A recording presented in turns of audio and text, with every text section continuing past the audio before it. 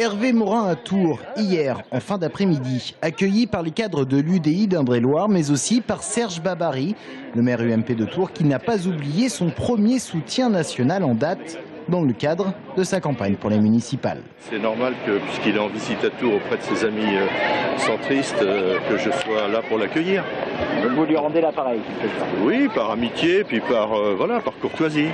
Engagé dans la campagne pour la présidence de l'UDI, Hervé Morin est venu dans ce café à la rencontre des militants centristes. Face à eux, un maître mot, collégialité, pour une famille centriste réunie autour d'un socle d'idées. Mon sujet pour moi, c'est de faire que l'UDI soit une équipe et qu'en conséquence, toutes les grandes décisions d'avenir pour l'UDI, la stratégie sur les présidentielles, les primaires, etc., soit une stratégie collective et décidée collectivement. Qu'on se préoccupe d'abord de ce que veulent les Français avant de se dire qui va être candidat. Je constate une chose, c'est la formidable ambiance dans laquelle ça se passe. Chacun a ses candidats. 4 candidats pour la présidence de l'UDI. En Indre-et-Loire, Christophe Boucher soutient au premier tour le radical Yves Gégaud. Et Xavier Datteux, lui, Hervé Morin.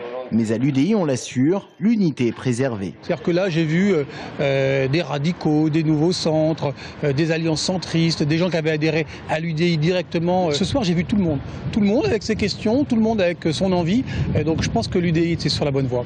Il y a eu des tensions, certes. Maintenant, on est dans une phase élective. Voilà, il faut qu'il sorte quelqu'un. Je souhaite, moi, personnellement, que ça soit Hervé, bien évidemment.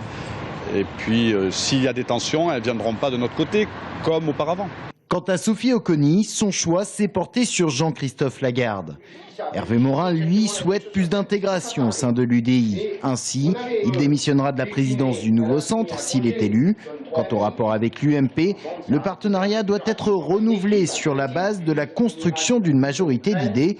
Et du côté des idées, justement, Hervé Morin plaide notamment pour une 6e République.